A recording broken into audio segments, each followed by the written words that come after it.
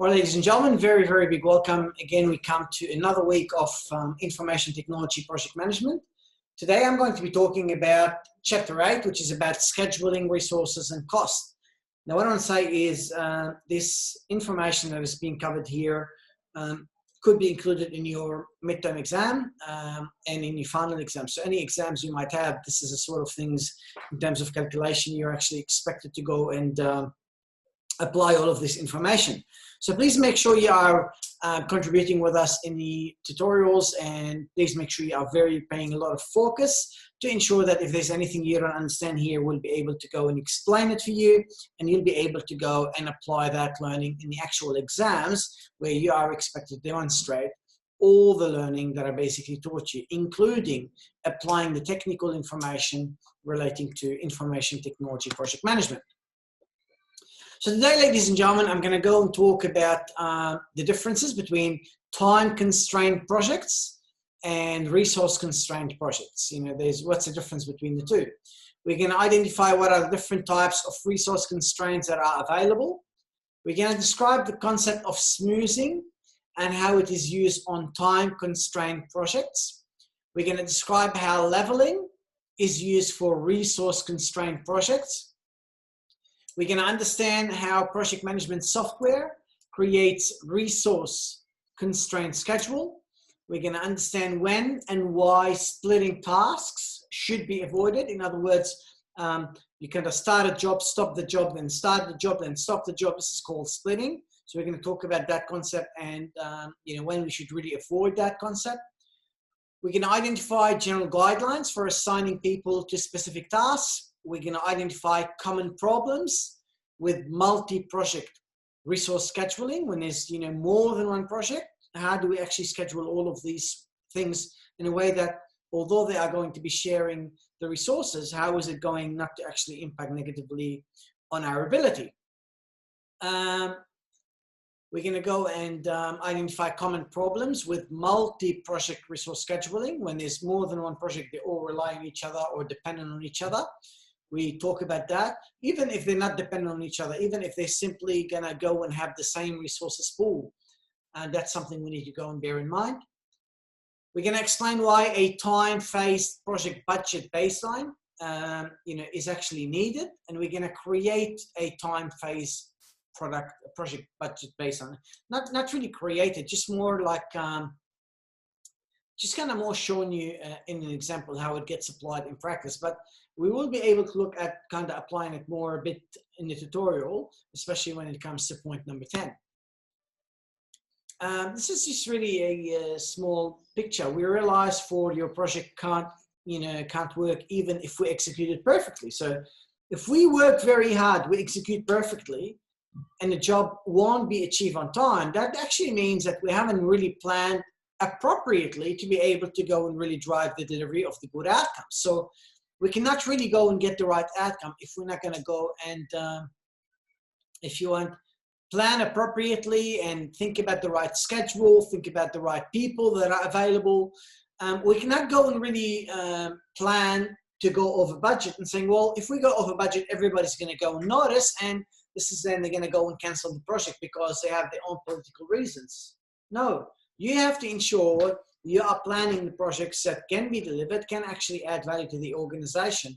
And without that value delivery, we basically go and talk to ourselves and say, well, we are not going to continue driving and delivering that specific project. We talk about resources and priorities. We need to know something very simple. So far, I'm teaching you to go and create a schedule. And last week, we were talking about how you create a network diagram, start time, end time, and so on. And that's all great in principle. The thing is, if you go and create any schedule and put any duration and don't actually go and ensure that you have the resources actually there to be able to do the job, all your planning means nothing. So any project network times that you go and create is not really a schedule. It's only in numbers. The only time it becomes a schedule is where you ensure you are having the people available to do it. For example, if a task requires 2 days to complete, and you are going, it will require 2 days to complete if you're having 2 people. But if I put 1 person, it's going to take 4 days to complete, then the schedule will depend on that. If I put 1 person, then really this same task will take 4 days. If I take 2 people, then it's going to go and only take 2 days. So you can't make an assumption that the schedule is going to be right. You have to ensure that you're going to put people, schedule them, and once they are scheduled, once you actually put a person to do a job, then you know how long the task is really going to take you. You cannot assume that you have all the resources you need. You don't. There's always limited resources available. When you go and actually add new projects, you need to go and make judgments of, do we actually have the resources available to be able to go and deliver that job within the actual expected timelines? We go and talk about a cost. It's great to tell me the project building a house is going to cost me $1 million. No problem. But you can't tell me that. You can't tell the bank that. Because the bank said, okay, well, I know the house is going to take $1 million. Could you tell me specifically, phase 1 of the house, how much is going to cost me? Phase 2, how much is going to cost me? Phase 3, phase 4, phase 5, phase 6. Why? Because when you go and think about the bank is not going to come and say, take $1 million and do whatever you would like with it. The bank want to make sure they can see that you're using those funds appropriately to go and get the right job. Same in any IT project. You're not going to go and have all the money that is available. You're simply going to have some information, and that information is going to go and enable us to go and slowly show them what we've done, and then they'll be able to go and give us more budget, more that basically will correspond to our timelines. So when you say about cost estimate, it's great to have a high-level cost estimate, but that is not a budget. It only becomes a budget once I say, week 1, how much do I need? Week 2, how much do I need? Week 3, how much do I need? I basically have all of that very specific information. In essence, ladies and gentlemen, we overlay the previous time-oriented network, which is we're going to deliver things within a assigned timeline. You know how we spoke last week about the time network diagram. We overlay the previous time-oriented network with the resources that we need to do the job on that network. And based on allocating people to that network diagram from last week, then we know how much is it going to actually cost me. Because if I assign 1 developer for 8 hours a day, and that developer gets paid $100 an hour, then I know I need for that 1 day $800 budget for that specific 1 person that I've allocated. So the budget comes after you start allocating people, and you don't tell, I know how much these people go and get paid.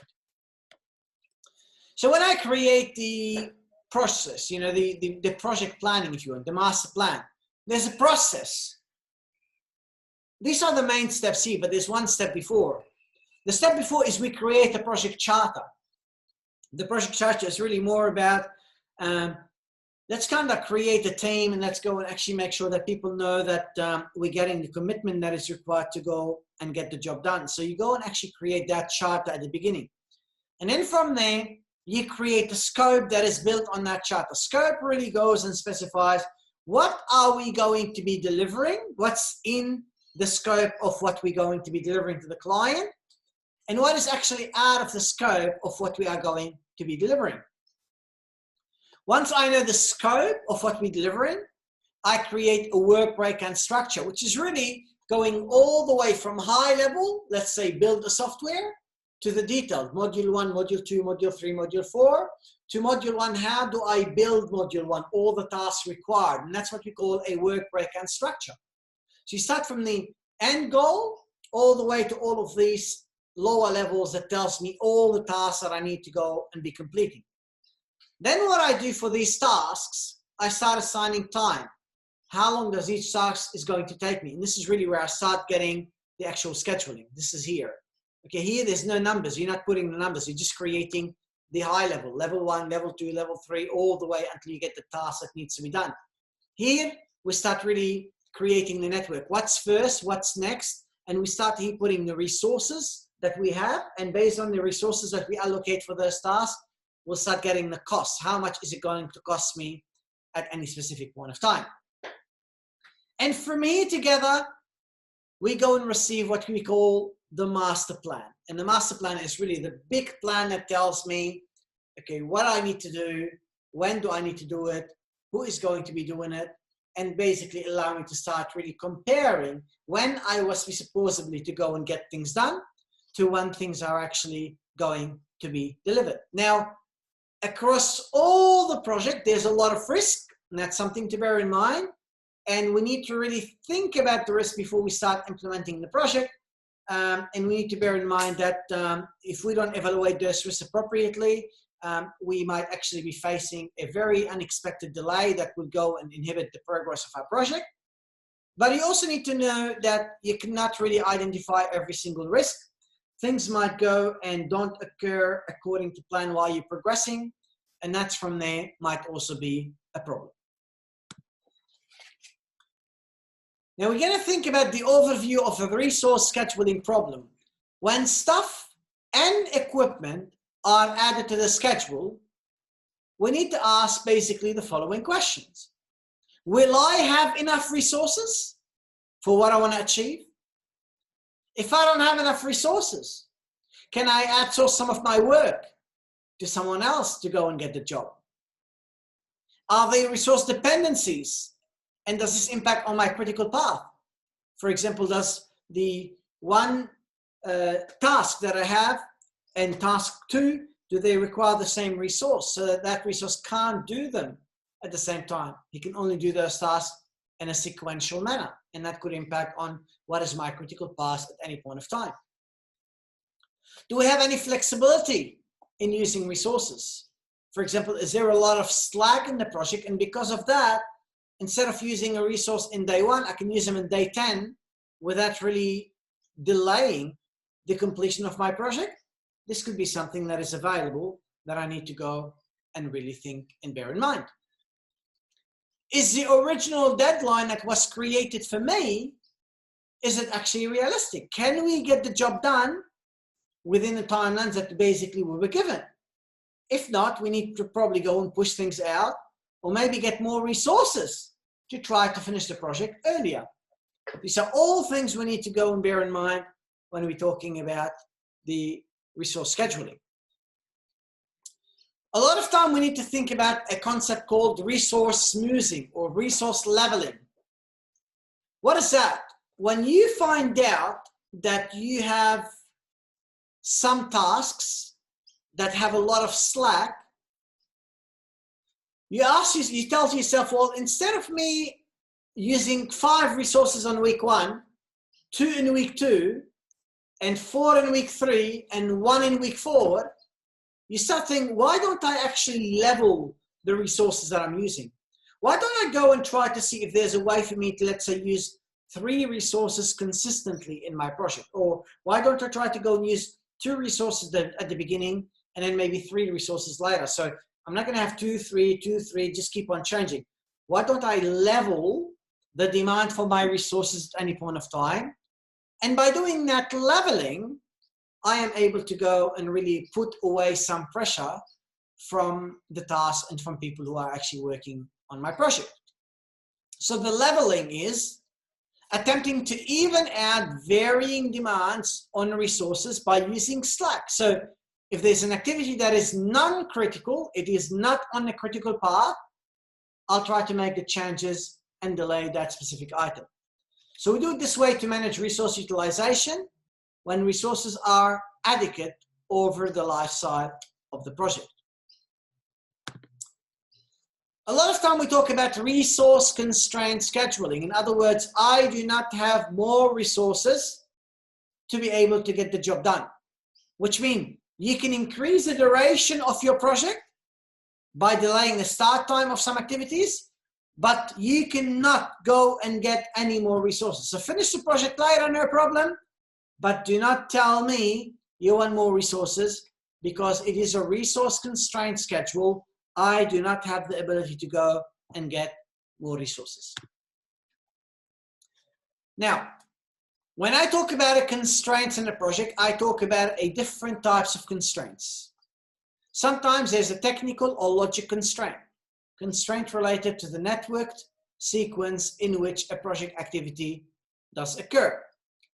For example, if I come and tell you I would like you to go and deliver for me a software project, and that software project have module 1 and module 2, and module 2 is going to be built based on the information on module 1, I cannot come and tell you let's start working on module 2 and then later let's go back and try to go and make changes to module 1. That is not how it works.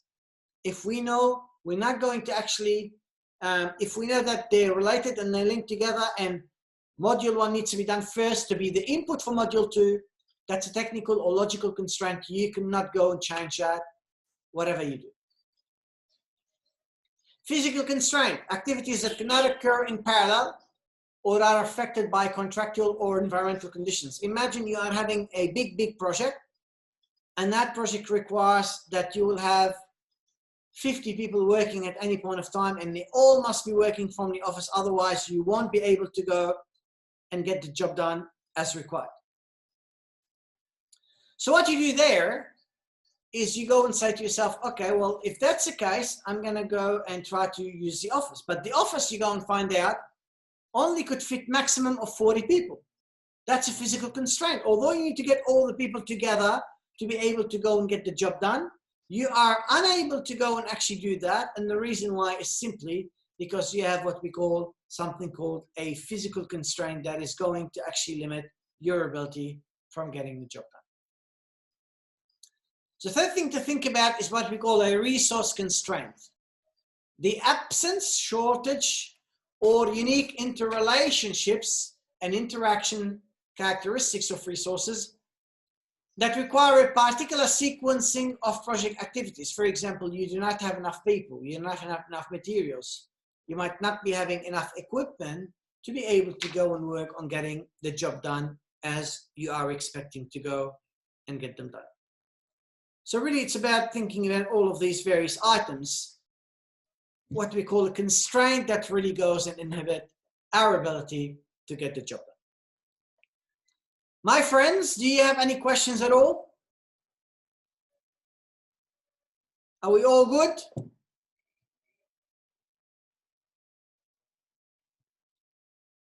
Alrighty, I can see all of these thumbs up. Thank you very much.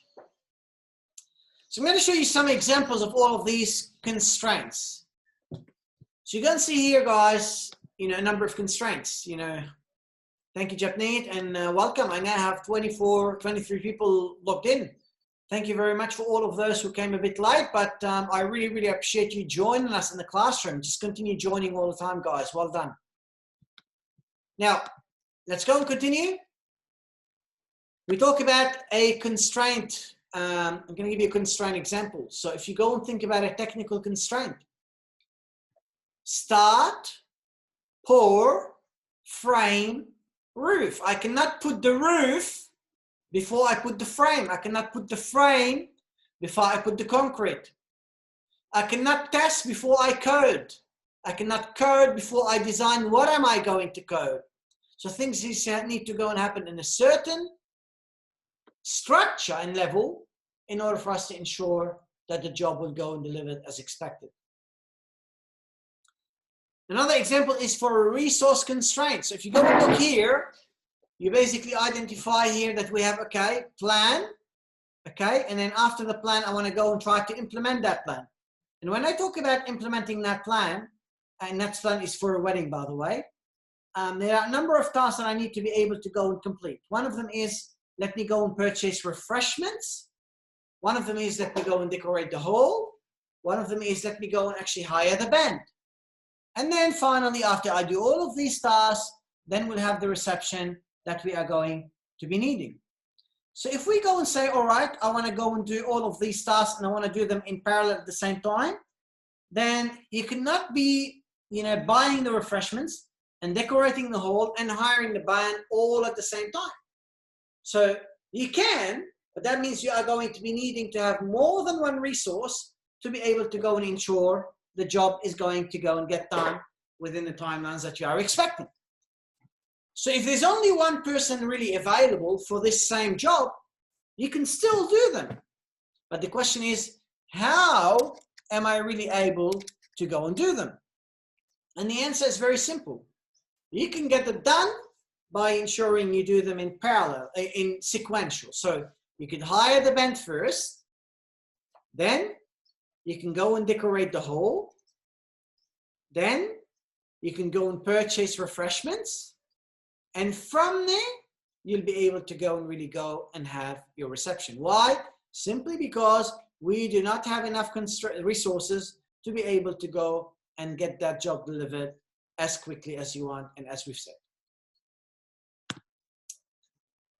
We talk about a time-constrained project. What is a time-constrained project? It's different than a resource-constrained project. A resource-constrained project cannot have more resources, but can take longer to complete. A time-constrained project cannot take more time, but can take more resources to finish on time. And that's really what we talk about, a time-constrained project. The time is fixed, the resources are flexible. When we go and have additional resources, we go and add all of those resources. They help us to go and ensure we are going to be delivering things within a very specific timeline. As I said, this is different than a resource-constrained project, where the level of resourcing available cannot be changed. The resources are fixed, but my time is flexible, and the resources will really delay the project duration for me because we simply do not have the people we need. So when we talk about time-constrained projects, must be completed by an imposed date, require something called leveling techniques that focus on balancing or smoothing resource demand. So if we basically could go and not use 6 people and then 4 people and then 2 people, if we can make it more kind of leveled, we'll be able to get a much better schedule delivered from a timeline perspective. We use what is known as a positive slack. In other words, I delay any activity that is non-critical to manage my utilization of resources over the long duration of my project that I'm trying to deliver.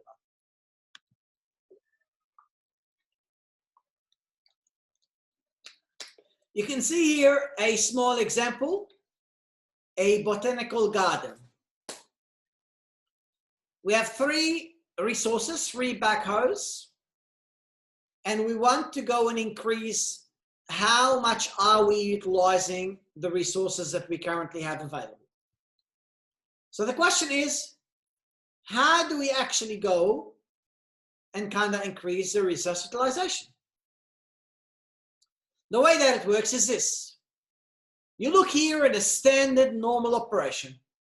I need to be using 2 people for 4 days, then 4 people for 4 days or 6 days, then 1 person for 6 days, then 3 people for 6 days or 8 days.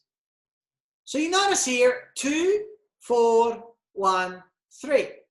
So you say, well, if we're going to use it this way, that's how I'm going to be using them. 2 people here, then 4 people, then 1 person, then 3 people. So when we are really scheduling something like this, we need to ask ourselves this question.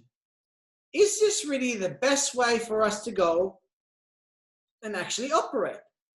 And the simple answer really is we need to really go and think differently. So what does that mean? Well, if I'm using 2 here, and if I'm using 3 here, is there any way I could maybe add an extra 2 people so that this will become a 3? So then I'll have 3 people here and 3 people here. And reduce it here so that I'll have maybe 2 people here, making it same as the 2 people here. Well, yes, I can. You can see that this activity here have a slack, and this activity here has slack. This is all the slack. So why don't I delay this activity and make it start in day 10 and finish in day 16? And I'll leave this only 2 people. I'll use this task and this task to go and actually continue in the same period. This way, the project will still finish at day 24, but we will be using an extra 2 people here. So that's 2 plus 1 becomes 3. And I'll only be using 2 people here. So I'll have 2 people, 2 people, 3 people, and then 3 people. That's really one approach we need to go and really think about when we're trying to consider, well, what can we do from a resource perspective to be able to go and manage what we know as a time-constrained project. In other words, let me better use my resources that are available to be able to go and still get the job done as expected. We talk about resource demand leveling techniques for time-constrained projects. So when a time needs to be done, we need to level the resources, same as what I showed you here. We're using 2, 2, 3, 3 instead of using 2, 4, 1, 3. So we make it much more leveled use of resources, and the project are still really finishing at the same time. The advantage of this is peak resource demand are reduced. In this example, I needed 4 maximum. Now I need maximum 3 at any point of time. Resources over the life of the project are reduced. I no longer need 4 people. I only need 3 people. Fluctuation in resource demand is minimized, not 2, 4, 1, 3, 2, and then 3. It's more minimized. Disadvantage. You are going to be needing to go and use a Slack that is available for you to be able to get to that job. So what you need to know is by doing that, you are going to be losing flexibility from the actual reduction of Slack that is available at any point of time. It means if I'm going to be reducing some of the actual Slack that is available, I am going to start be having more activities that are actually considered activities that are on critical path. Now, ladies and gentlemen, when we talk about resource constrained projects, it means they have to go and, we can't add people. If you cannot add people, the only thing that is going to happen is it's going to go and take longer. We don't have resources. That means it's going to take longer. We need to sequence the activities taking into account both the time and the resources that are actually required. So how long does it take and how many people are needed to go and get the job done? When you have a resource constrained project, you need to find a way. How do you decide if this limited resources you have, how do you decide whether a person will work on task 1 or task 2? How do you decide if they're going to go and work on 3 tasks at the same time or 2 tasks in parallel? Like, how do you decide this information? When you have a resource constrained project, you try to use what is known as a rules or as heuristics. And these heuristics help you to go and try to go and get to a decision. So the activities can be scheduled using heuristics, and these rules or heuristics, they focus on the following. So if you have limited resources, to be able to schedule those resources, you need to follow the following rule. The first rule is you will always schedule the activity which has the minimum slack available to actually start first. So if you only have 1 person, that person will have to be working on the activity that does have a minimum slack at all times. That's the first thing we need to go and bear in mind. The second thing to go and really bear in mind is the smallest duration. So after you've already scheduled the activities that have minimum slack, and we spoke about slack last week, the activity slack is any time period where you can delay an activity without delaying the end date of your project, so slack. So after we allocate the resources based on the activities that have a minimum slack possible, then you go and try to allocate the activities that have a smallest or least duration. So that's the second thing. After you allocate the minimum slack, the activities with the minimum slack, you schedule that. After you then allocate the smallest duration, that's the second one. Then you go to the third possible thing, which is you go to the lowest activity identification number. So if you have activity A, B, C, D, E, F, G, or 1, 2, 3, 4, 5, 6, 7, you always start with activity 1, not activity 7.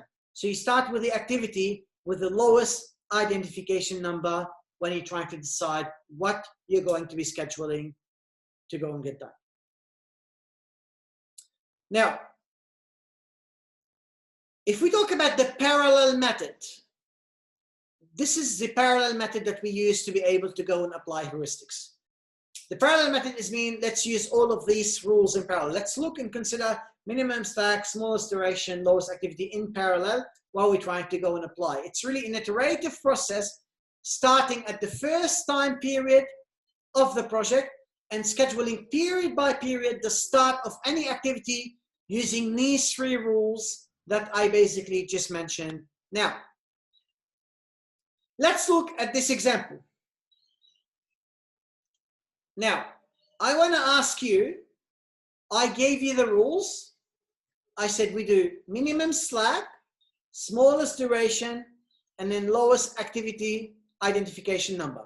So guys, could you please tell me which activity do we do first?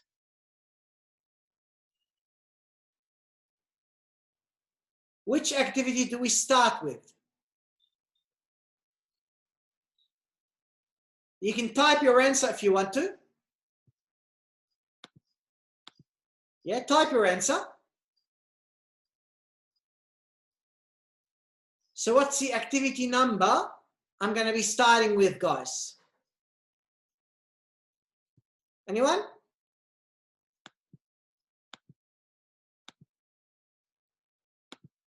All right, I can see. Yep, Arjun, that's correct. We're going to start with activity number 1. Now, this is 2P means activity 1 requires 2 people. Okay, if it requires 2 people, that's mean, and it's going to be done between day 0 and day 2. That's day 0 and day 2. So I'm going to have to put here 2 people and 2 people like we're doing here. Look, 2 person and then 2 person. Remember at the bottom, it's showing you that we have a maximum of 3 people at any point of time. So there are 3 people, 3 people, 3 people. So we're all good. We assign 2 people. That's all awesome. Now, ladies and gentlemen, the rule that I told you about is you will start with the activity that have minimum slack. Which activity do we do next? Do we do activity 2, activity 3, or activity 4? You can say your answer or you can type your answer. Great, I can see so many responses here. The majority said we will start with activity 3, and that's correct. The reason why we will start with activity 3 is because it has 0 slack. That's awesome. Well done, guys.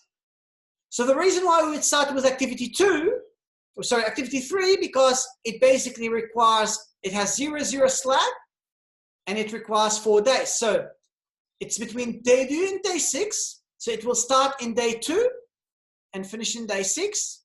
2 people, 2 people, 2 people, 2 people.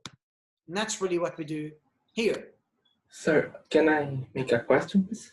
Of course. Yeah, so does it mean, so it's 4 days, 2 people. So it means it's, if we bring it down to 1 people, that would be 8 days, working days, right? Yes, so if, for example, here you say you need 2 people and you only have 1 person available, you're 100% right. The job is going to actually take double the time. So instead of finishing in day 6, it will finish in day 10. Yep, thank you. And that's why we said at the beginning of this lecture, schedule, planning and networks are not an actual schedule unless you actually put resources in. Because if I don't have the resources, the job is going to take longer to go and actually complete. Does that make sense? Yes, sir. Thank you. Thank you very much, sir. Okay, guys, my third question to you now is, we already did activity 1 and activity 3. Which activity do we do next? Activity 2 or activity 4?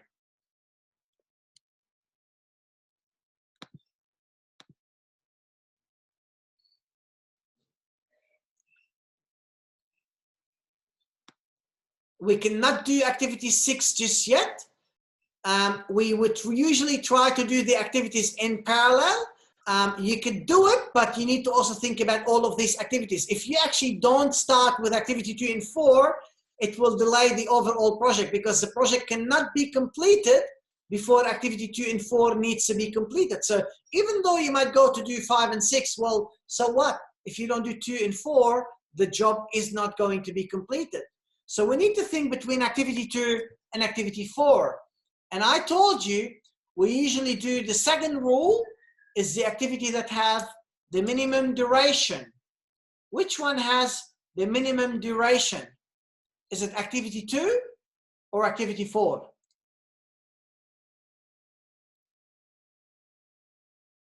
It is correct, activity 4. So a lot of people said we need to go and do activity 2. Now guys, one of the reasons why we cannot do activity 2 is because how many people activity 2 needs? Well, it needs 2 people. If I start with activity 2, between day 2 and day 8, 2, 2, 2, 2, 2, 2, 2, I'm gonna be using 4 people here, and 4 people here, and 4 here, and 4 here. But we only know that we don't have more than 3 people available. So if I use 4, I am actually over exceeding my available resources. And we already know that the resources are constrained, and that's why we cannot really go and expand on that specific timeline. So guys, you go and look here.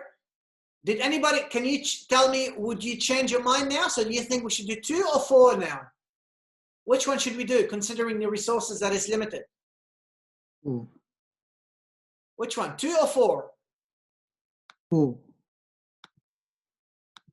Just trying to see the answers. Yeah, I can see a lot of people basically telling me we need to do 4 now, correct? And with the reason why is because 4 will allow me to go and ensure I'm only using 1 extra resource, so basically maximizing my resource utilization. So between day 2 and day 4, I'm going to be using 1 person, 1 person, 1 person, 1 person. So here, we're not going to start activity 2 here because we don't have enough people. We're going to start it here, 1 person, 1 person. So you can see here, it's between day 2 and day 4. It's only 2 days. And you notice, what do you notice? Well, you notice, guys, that we are now able to go, because we can't start activity 2 here, because it'll be 4 people again, we will have 2 days of slack that is available. Well, I'll talk about that in a second. But what we'll do after, we'll go and continue with activity number 2, which cannot start here. And the reason is because we can't use more than 3 resources. So after this period, after we finish, 3, we can then start doing activity 2, 2P, 2P, 2P. So we basically push the work all the way up until day 12. Now, we reach here between activity 5 and activity 6. Which one do we do, 5 or 6?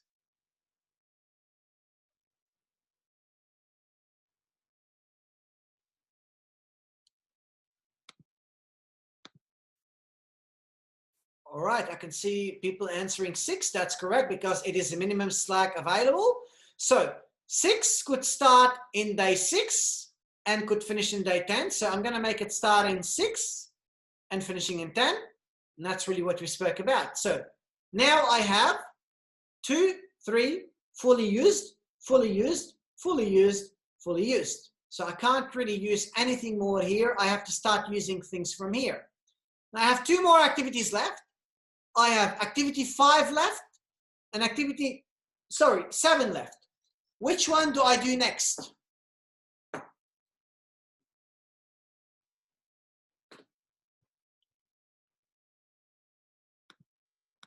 All right, I can see I can see many answers referring to we need to do 5. Yes, you can't do 7 because 7, before you do it, you need to ensure you finish 5. So you can't do 7 before you finish 5 because it's a finish to start relationships. Now let me ask you, activity 5, when can I start it? Can I start it in day 6 or when can I start activity number 5?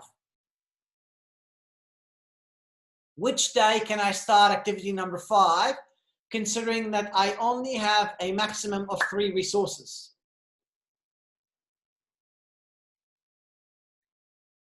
I can only see 2 answers so far, 3 people. So let's think, when can I start activity 5, considering that I only have a maximum of 2 resources?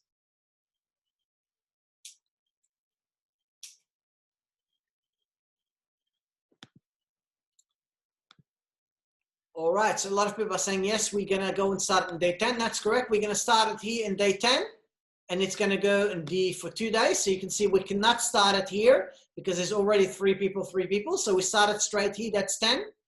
For how many days? For 2 days. So 1P, 1P. Now, this is all used. 3 people are used. 3 people are used, which means activity 7 cannot start here. Okay? So when can I start activity 7, my friends?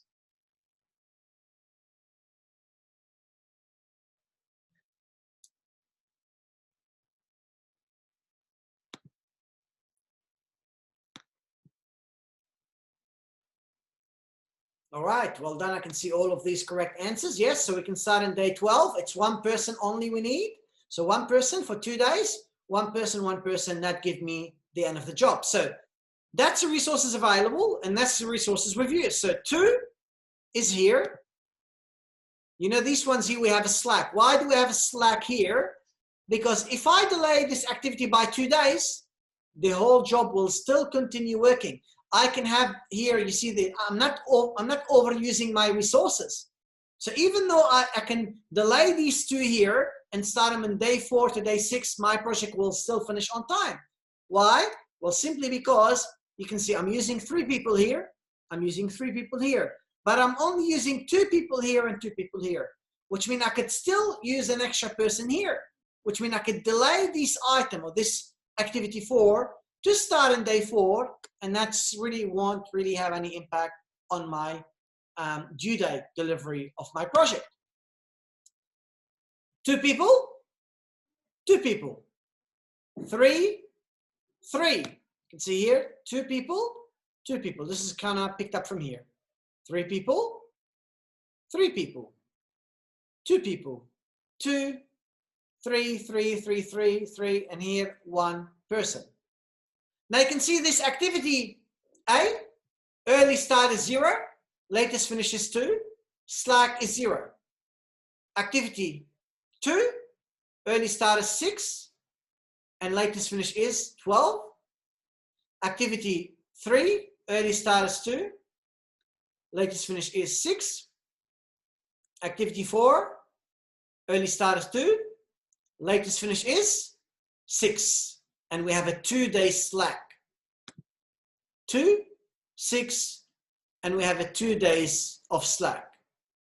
So you can see how we're having the resources here, early start, latest finish, slack. You can see there's no slack anywhere except in this duration here. So what we really did, we did ID 1 because it's the smallest, heuristics ID. Then we did least slack, that's 3. Then we did 4 because we only require 1 resource. Then we did 2, 6, 5, and 7. Now, this sort of thinking about when do I allocate my resources by using the heuristics rule that are available, this is the sort of things I need to go and be thinking about when I'm trying to go and schedule a project that have a resource constraint schedule. And it's basically also something you need to bear in mind for your midterm exam and potentially for your final exam. So it's very important that you go and study very hard today when I'm going and talking about the tasks we need to do, especially the activities we are going to be focusing on today in the tutorial. My friends, anybody have any questions at all? Okay, so the question is, how did activity 2 start at 6 and start and finish at 11? Well, to be able to go and really do that, I need to go a bit backwards. I'm going to go back and go here. Okay, we have 2 people available here, yeah? Now, activity 2 needs 2 people. Usually, activity 2 could start in day 2 and finish in day 8. So if I was to start it in day 2 and finish it in day 8, I will have an extra 2 people per day. 2 people, 2 people, 2 people, 2 people. We already know if I'm going to add 2 people here, I'm going to be using 4 people. And we already know we do not have 4 people. We only have a maximum of 3 people. So the alternative is to really go and only do this task because it requires 1 person. So I'll do this task between day 2 and day 4. And that's correct. We stop here. We do this activity between day 2 and day 4. Now I still need to do activity 2.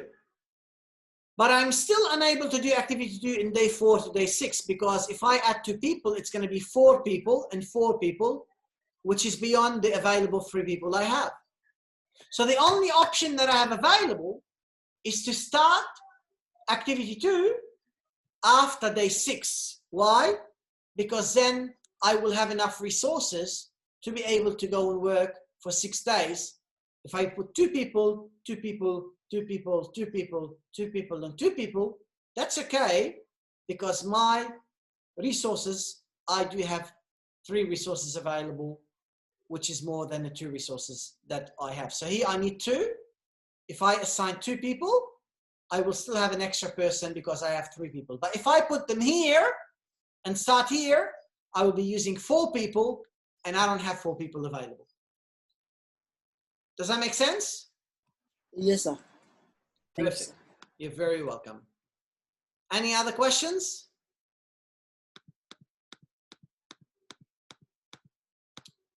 All right.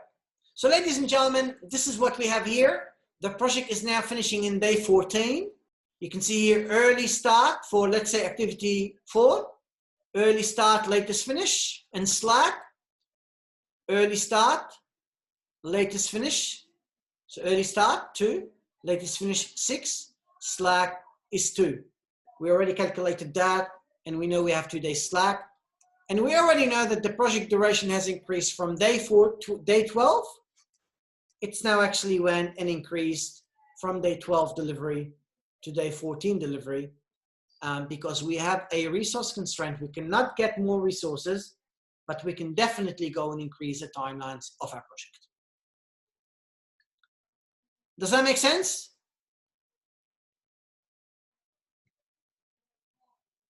Alrighty, perfect. Now, computer demonstration. Hello, sir. Yes, tell me. Yeah, I have a question. Tell me, name. Yeah, so it will affect the early start and the late start, or just the the early start and the early finish, or just the early finish. What's your question? Sorry. I mean the resources after the table. You got another diagram. So what was This affected? This diagram? Okay, so look here. How I'll show you here how it was supposed to be finishing. Look here, specifically look here at the duration. Like look at the activities that have delayed. This activity was supposed to be day 2. Look here, activity 2 was supposed to be day 2, finishing in day 8 and maximum day 10.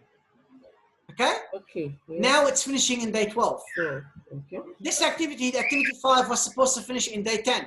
Look here, activity 5. It's now finishing in day 12. So if you look here, this is day 12. Okay, you see how the duration has changed and the end date has changed. So if you look here, 6 was supposed to finish in day 10. Now it's 10, supposed to finish in day 12. If you look here, it was 2, supposed to finish in day 10. Now it's 6, supposed to finish in day 12. And this activity was also delayed. Does that make sense? Yes, sir. Yeah. Perfect. Any other questions? Okay, guys. Now, when you use a computer tools like Microsoft Project, for example, it will enable you to go and really visually see any mistakes that you are making in terms of the activity durations. You usually have a red man, and that red man tells you you've actually over allocated people over their capacity to go and work at any particular day. So if we talk about the, this specific project, EMR, it's a development of a handheld electronic medical reference guide to be used by emergency medical technicians and paramedics. What is the problem? We only have 8 engineers who can be assigned to go to work on the project due to having a shortage of engineers and commitments to other projects. All right, so what does that mean? Well, let's look at all of these activities. We have to do all of these tasks. Some of these tasks could be done in parallel. Some of these tasks could be done in parallel. And then after we finish all of these activities, we'll be able to start the next activity. So what does that mean now? Well, if I look at the resources, here I need 500%, which means 5 people. Perfect. Here I need 5 and 8. 5 plus 4 plus 4. Wow, I need 13 people. Here, ooh, I need many more. 4, 6, 9, 13, 15, 18, 21 people I need. But I only have 8 people available. So if I have 8 people but I need 13, or if I need 8 people but I have 23 required, what this tells you is these activities can't be done at the same time. They have to be pushed out to be able to go and ensure the job will be done. On a normal schedule, if you have resources, you'll do it this way. You say, okay, activity 2, 3, and 4, 2, 3, and 4 will be done at the same time. Why? Because 2, 3, and 4 can be done at the same time. You'll do all of these, 1, 2, 3, 4, 5, 6, 7 at the same time if you have resources. So 1, 2, 3, 4, 5, 6, 7, you'll do them all at the same time if you have resources available. But we don't. So if we don't, we have to go back to the basics. And the basics says we only have 8 engineers. And if we only have 8 engineers, if you look at this example, that means I can't do this, this, and this, but because I need 4 people here, 400%, and 4 people here, well, I can do those 2 tasks at the same time. That's 8 people. And I can delay this activity. And if I delay this activity, it's going to delay those activities because these are linked to this. So you can see voice, case, and screen will be delayed, and internal specification will be delayed. So let's look here. Let me show you here. So here you can see this one here, internal spec has been pushed. It needs 5 people. So internal specs, it needs 5 people. It's been pushed. Voice, case, and screen will be pushed. Okay, where's that? Voice, case, screen has all been pushed. Why? Because this activity has been pushed. Why it has been pushed? Because I need 5 people. And here, I can't add it to start here because then I'll have 13 people working at the same time. I only have 8 people, and that's why I can put these 2 activities, 3 and 4, which requires 4 people each, that could both start at the same time. This could start after 3 and 4 finishes. Then we can start this. And then the activities that are after will follow afterwards.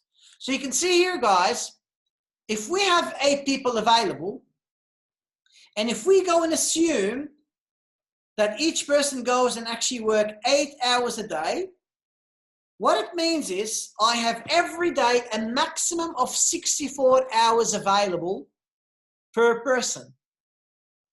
But if I'm allocating people for 72 hours, for 136 hours, for 136, 168, 144, that is mean I am over allocating people beyond the resources that I have available. If I only have 8 people, that's mean I can maximum have people available to work 64 hours a week.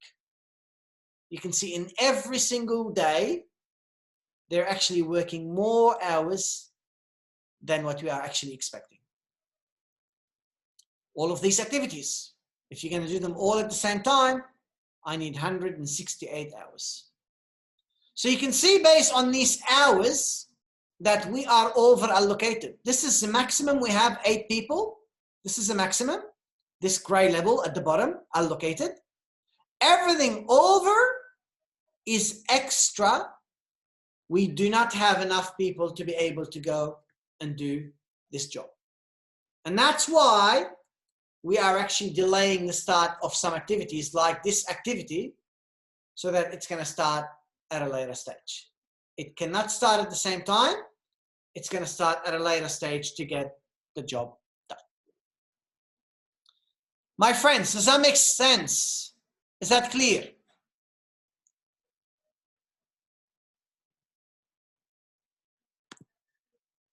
So ladies and gentlemen, moving on from the explanation, as I showed you here that the duration is actually being delayed because we don't have enough resources. We only have 8 people, so we cannot really move this activity back because then we'll be employing 8 people plus 5 people. That's way too much. We only have 8 people available.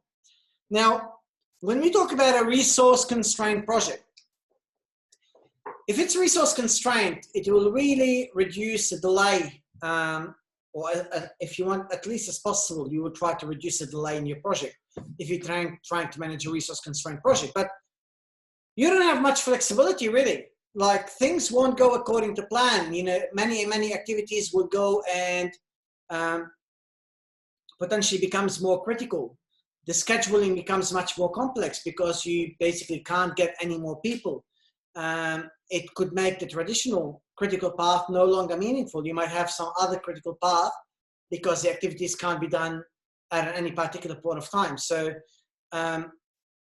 you need to think about, you know, whenever you're using a resource constraint scheduling environment, if you don't have resources, an activity that might be sequential, could be done one after the other, suddenly becomes, an activity that could be done parallel, which is at the same time, suddenly becomes an activity that is going to become sequential. You know, one have to be done after the other, after the other. That's really a problem that we really need to go and ensure we manage, because if we have a problem with that, it'll become a really, really big problem for us. So we need to go and think about that. We need to go and really understand that we have a lot of tools that we will be able to go and potentially use. And those tools will be able to go and make our work much more efficient. For example, we can use tools such as Microsoft Project, and that's what a lot of people in the industry goes and use. And by using a tool like Microsoft Project, it's going to actually enable us to go and make the scheduling much more efficient, make the tracking of how we're progressing much more efficient.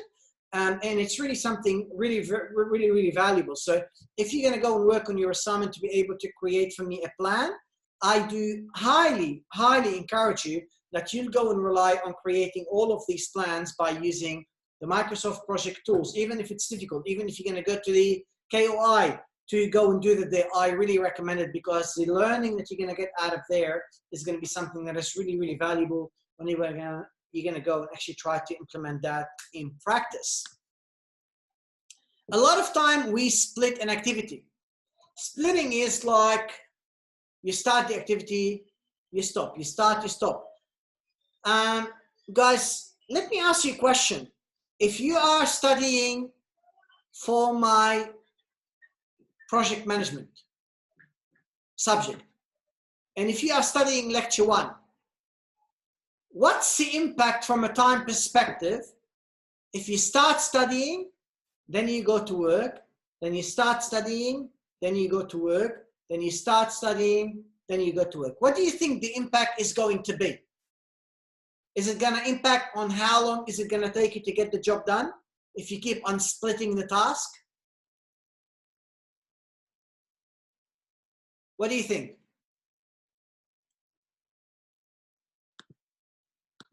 Okay, so I'm looking at the response. So you're saying, no, if I'm going to split it, it's not going to go and have any impact on my time. It will take, okay, someone is saying, Tapir saying it's going to take me extra times. Okay, look, if what you need to know, I want you to know something which is really sometimes called the 7-minute rule. Every time someone's really come and interrupt you at work, it will take you 7 minutes back to really go and refocus to start working on a task that you basically were doing. So it's not simply you can really work, and then stop, and then you come and straight away you will start from where you used to be. For example, I'm studying a course at uni now, and I studied all the materials relating to the preparation a week. Now I'm coming back and I want to start studying for week 1. But to study for week 1, I'm actually studying the preparation week again. And you say, well, why are you doing that? Because to me, to really start doing week 1, module 1 again, I really need to go and get myself back into all of these basics and ensuring I have comprehended everything that has been discussed and communicated with me during that time. So what I want you to know is, if you're going to keep on splitting and starting and splitting the starting, it is going to actually mean that a lot of the actual activities will start taking longer. You know, when you talk about splitting, it's feasible when startup and shutdown costs are low. If it's not going to cost me a lot of time and a lot of cost to go and actually start a task and start and stop a task and then restart it, that's fine. But a lot of times, there is a lot of time that is involved, and that basically becomes an issue. Splitting really looks like that. Instead of doing activity A and B and C, one after the other, we'll split them. I have activity A, I start it, and then after I start it, what do? I stop it, shut down, and then I restart it, so I have to start it up, get ready, check the stuff, then I start again, finish activity B, then I go and actually see this activity B, you know, I finish it, then I stop, then I start, then the same thing basically goes over and over again. So you basically have a, you know, shut down, start, did the task, shut down, start, and all of these, what is it going to do? It's going to go and really increase the time it's going to go and take to really get the project done. The benefit of, you know, if we think about the benefit of scheduling resources, creating a schedule before the project even begins is a good thing. Why? Because if things start changing, I can start evaluating all of these change. If a scheduled delay, for example, is unacceptable or the delay risk is too high, I can say, you know what, we cannot delay the project. So what I'm going to do is I'm going to go and try to find a way to go and get more resources to be able to go and get the job done. So the assumption of being a resource constraint sometimes could be reassessed if I go and actually start working on a project very early. When I talk about a resource schedule, it provides me with the information I need to provide the time, phase, work, package, budget with date. So if I go and say, I need to spend $7,000 on doing activity A, and if I know that activity A takes 7 days, then if I go and ask myself on terms of a budget, how much budget I need every week, I know I need $1,000 every single time. So we talk about week, day 1, I need 7,000, day 2, 7,000. What about if I'm doing 10 activities in day 1? Each activity requires $1,000. Well, I'm doing 10 activities, each of them 1,000. That means for day 1, I need $10,000. So that's where when you start talking about, you know, scheduling and putting people, you'll be able to know how much money you need to spend and you need to have available at any particular point of time. Really, it provides a quick means for a project manager to gauge the impact of unforeseen events such as a turnover or equipment breakdown. Well, if this was to happen, what do I go and do? You start thinking about that. It allows the manager to assess how much flexibility they have over certain resources. Some might be very flexible and you can change a task and that's not going to be an issue. Some might be very, very strict, and as a result, we cannot go and really extend the durations. There are many factors you need to consider when you're trying to assign project work. The project manager needs to match as best as they can the demand and requirements of specific work with the qualification and experience of people who are going to actually be doing the work. In many, many times, you go and employ someone to go and do the job, and that person does not really have the required expertise. I mean, if they don't actually have the required expertise, then you are not really going to actually get the right outcome. You might actually get a task being delayed even further because of the way you really assigned that information. Another thing you need to think about, you need to balance the task performance with the need to develop the talents of people in the project. So yes, you want to finish quickly, but sometimes you might say, well, let me finish a bit shorter, let me finish a bit slower, as long as I know that that's not going to actually have a very big impact from my perspective in terms of, you know, if it's going to be beneficial in terms of training people, that's going to be something great, because when you develop and you train those people in the future, they are going to actually add a lot of value for your organization. Pick people with compatible work habits and personalities so that you don't have too much butting heads and clashes happening all the time. If people are actually fighting a lot and they're not agreeing together, that is going to actually create a delay in terms of our project delivery. Team up veterans with new hires, not only so that they can share experience, but also so that they can socialize the newcomers to the organization's customers and to the organization norms. So in other words, the old people, the new people, they should be part of the same team. If they feel they are separated, if they feel there's an old team and there's a new team, it is going to be an issue, and people are not going to really agree with that information, and they're not going to actually be able to go and get the right outcomes.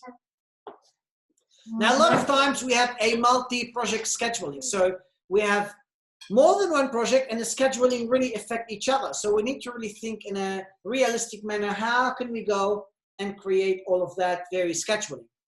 So when we talk about multi-project scheduling problems, the overall project slippage, delay on one project creates a delay for all the other projects after. Why? Because all of these projects are interlinked, or at least maybe the resources could be interlinked.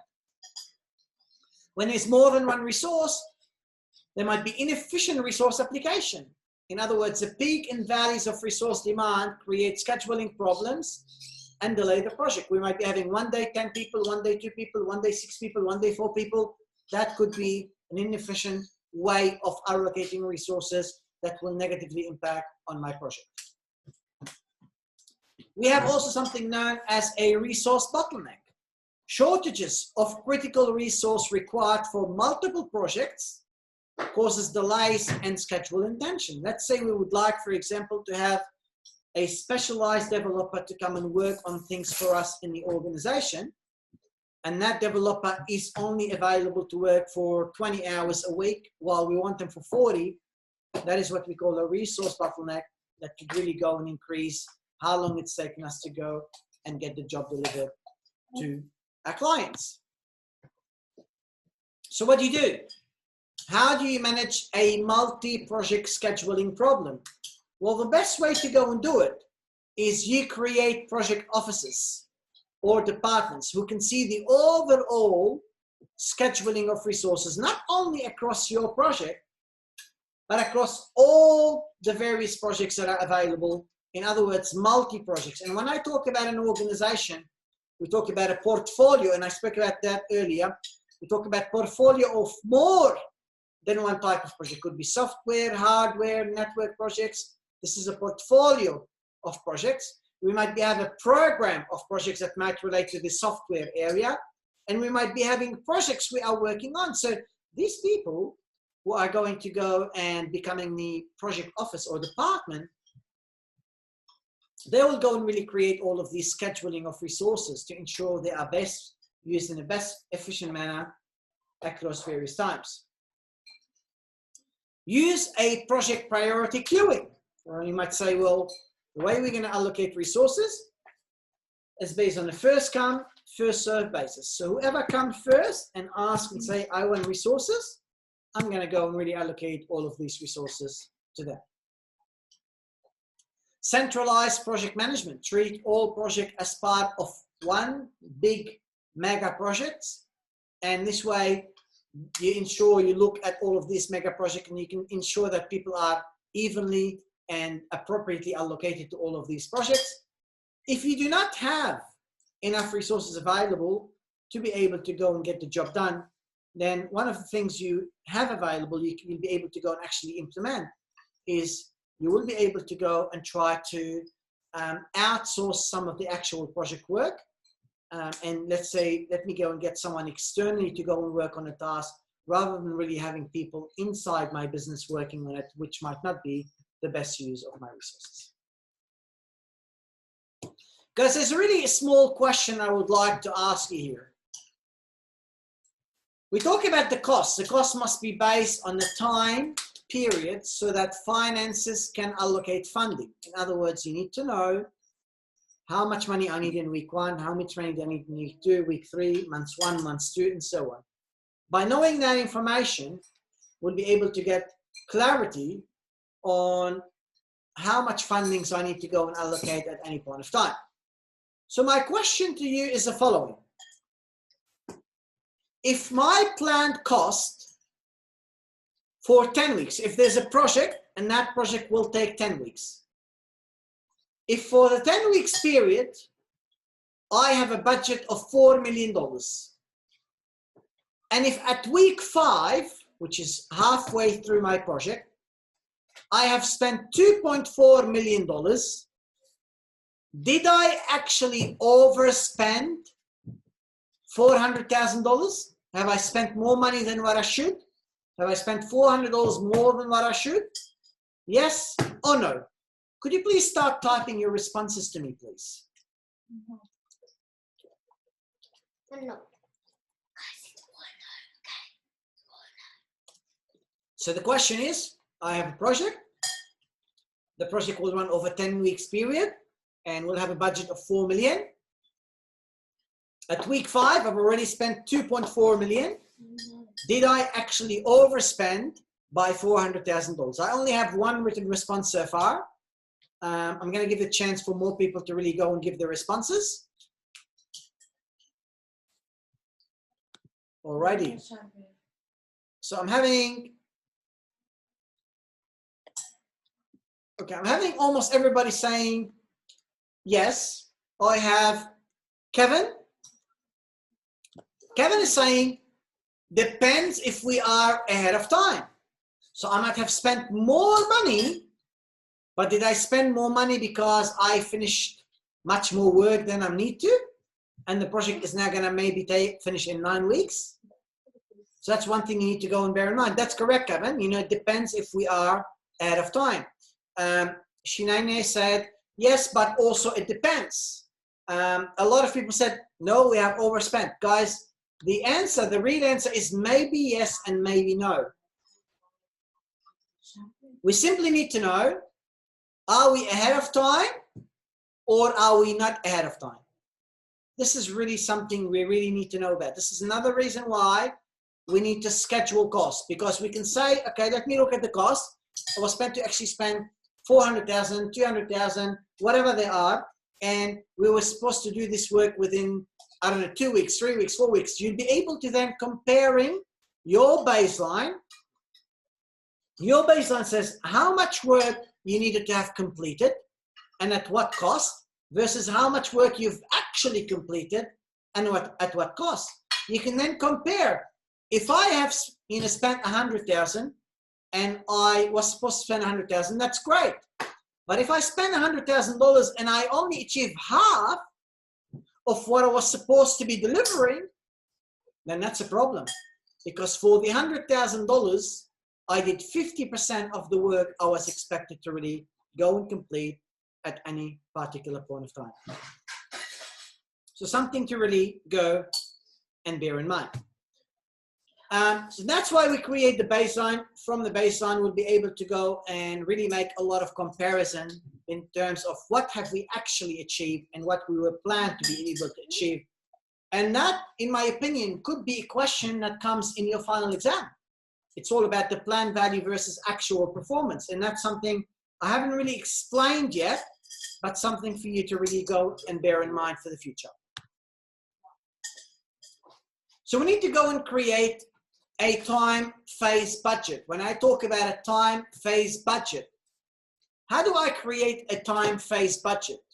Time phase, it means could be phase 1, could be introduction, could be phase 1, could be week 1, could be week 2. We create the phases of how much money I need at each particular phase. So how do we do it? Well, first we go and define the work. What do we want to do? Then we ask ourselves, how long is it going to take me to do that work? If I say, for example, I'm going to go and, I don't know, I want to go and build a garden. Great. How long is it going to take me to build a garden? It's going to take me 2 weeks to build the garden. Okay, great. Let's look about a time phase budget to complete the work. What's cost? Well, it depends what work am I going to be doing every day of this week. Based on the work that I'm going to be doing at each day of the week, that's how I know what sort of budget I need at every time.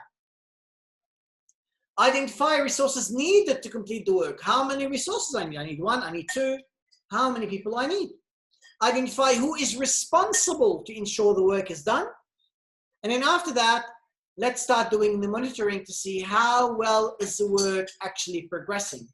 How well are we really achieving the work that is supposed to go and be achieved. So you look somewhere like this. I know I want to go and create coding and integration. I know the person who is in charge. I know how much I'm paying them per week. I know how many weeks I need them for. I know, for example, here, I need to spend that much money in week 1 for the programmer, and week 2, again, and week 3. But in week 3, I also need money for the systems programs. So you can see the budget I need is depending on the accumulation. So here I need 20. Here I need 15. Here I need 60 plus 15, 75. Here I need 70. Here I need 180 at this particular point of time. So really a lot to go and think about in terms of what we need to do. But there's people in charge. We go and ensure that people are doing the job that they're expected. We need to know how much money we need each period, because then we compare, are we ahead of budget? Are we behind budget? Have we done what we were expected? You know, have we spent more money but did have the work? Or have we spent more of the money or exactly that money but we've done more work? So there's all of these comparisons you need to do when you understand how much budget you need at any particular point of time. So you look here, for example, we have this patient entry project network. You know, it's clearly the network diagram that I taught you last week. You know, start time, end time, slack time, all of this is available. That's great. We know all the tasks. We know what needs to be done. That's perfect. But remember, there's no people assigned here. If we haven't really assigned people, we do not have a schedule. So if we go and think here, okay, so this is really all of these activities that they tell us here. Okay, so if we look here, if we say here, design data, design forms, establish, that's great. Design data, design forms, establish code, all of this is here. It's the same thing, but now there's a budget. And now we know exactly when that budget is going to be spent. This is going to be spent in between day 0 and day 1. We're going to spend 2 days in day 1 to 2 and $2 between days 2 and 3. Same here, we're going to make it gradual. Same here. We're going to be using 2 here and 1 here at the end. So you can see how you kind of knowing exactly that's your budget, but it's about knowing when am I going to be using that specific budget, at what particular point of time. So if I'm using 5 here, then my weekly total is 5 and my cumulative is 5. If I'm using 6 here, then I have an extra 6 here. 6 plus 5 is 11.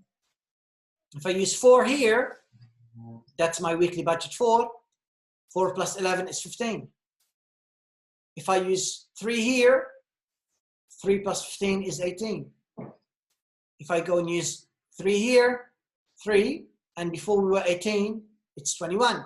So you can see how your budget is really increasing every day up until it reaches 52 here, which is the accumulated wage or accumulated budget that you need to be able to go and get the job done. My friend, anybody have any questions? If you don't, could you please give me the thumbs up? Alrighty guys, so we really can think, when you want to think about budgeting guys, I need to know how much money I need at any point of time. If you have a project, software development, how much money do I need at any particular point of time? January, February, March, April, and so on. January, that's how much I need. For this, for this, for this. But then when I add them together, 5, 11, and 20, it's 37,000. For February, I add them together, I need 44,000. If we're going to do the accumulative total, it'll be 44 plus the 37,000. And here will be 48 plus 44 plus 37,000. So it's really about really understanding how much budget we need to spend at any particular point of time. Again, in terms of resources, we don't simply need the budget. We need to know who's doing the job. Suzuki, Lopez, Putz, and Saxon, they're going to be working on various activities. You can see here, okay? He's working 40 hours a week. He's working 24 hours a week, okay? Here, 24 and 1640. So you're not over allocating the people. You're not over allocating them. You're not over allocating them. You are not over allocating them. You're always employing as many people as you need at any particular point of time. If you are over allocating people, that means you are basically telling yourself, I am going to really have to go and delay the end of my project because I am making the wrong estimation, the wrong allocation. And I know if I'm employing someone 80 hours a week, I know that the job is not going to be completed. It's as simple as that. If I over allocate, the job won't get done.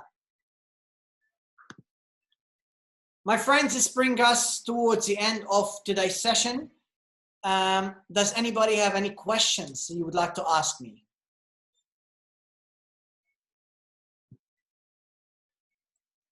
Any questions at all?